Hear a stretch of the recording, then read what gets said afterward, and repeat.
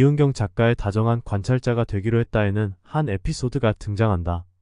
작가가는 잠깐의 외출 동안 아이에게 약을 먹으라고 주문한 것이다. 다시 돌아왔을 때 약통의 약이 모두 비어져 있다는 사실을 발견한 것이다.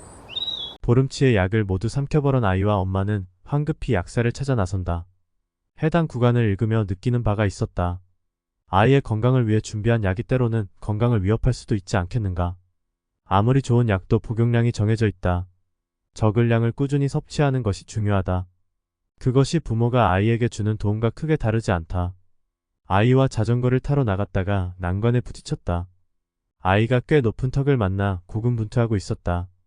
바구니에는 외출 시 항상 챙겨야 하는 동화책이 들어있었고 높은 턱을 넘으려다 몇 번을 자전거가 넘어졌다.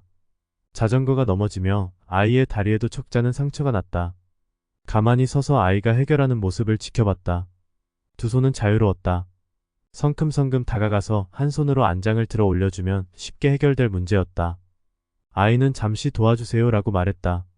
할 수 없는 게 아니라 하기 어려운 거잖아. 어려운 건 해봐야 쉬워지는 거야.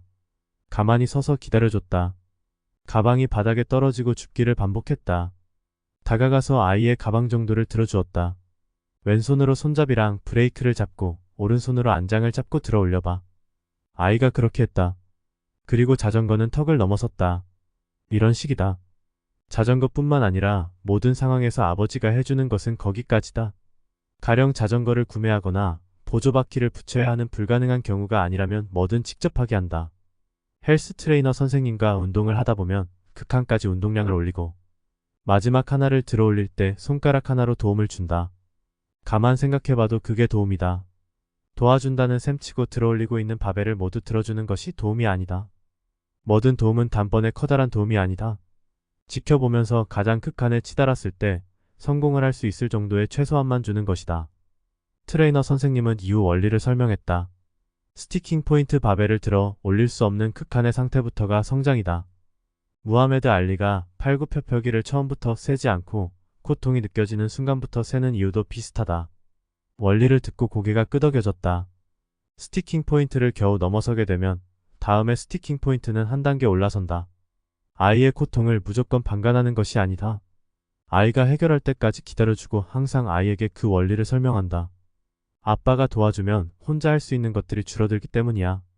아이는 고개를 끄덕거린다. 어찌 보면 나는 다정한 관찰자는 아니다. 냉정하다. 원래 나이랑 상관없이 모든 사람은 자신만의 한계점을 가지고 있다. 생후 몇 개월 된 사피엔스가 겨우 내는 옹알이나 생후 38년 된 사피엔스가 겨우 가질 건물 한 동처럼 말이다. 각 수준에 맞는 난이도는 존재하고 각자마다 그것을 극복하는데 얻게 되는 스트레스의 양은 적잖다. 아이가 등급 하나를 올릴 때마다 자신의 사회적 지위는 얼마나 올릴 수 있는가?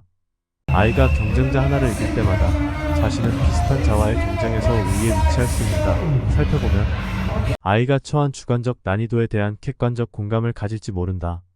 내가 넘지 못한 벽을 아이가 넘어서길 바라지 않는다.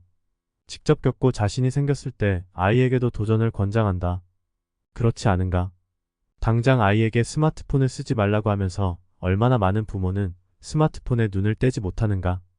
결국 아이의 성장을 위해서 부모가 성장해야 한다. 아이가 책을 보기 원한다면 부모가 먼저 책을 봐야 한다. 아이는 부모를 보고 자신의 한계를 설정한다. 다시 말해서 아이가 어떤 벽을 넘지 못해 허우적대고 있다면 아주 높은 확률로 그 부모가 비슷한 수준의 벽에서 헤매고 있을 것이다.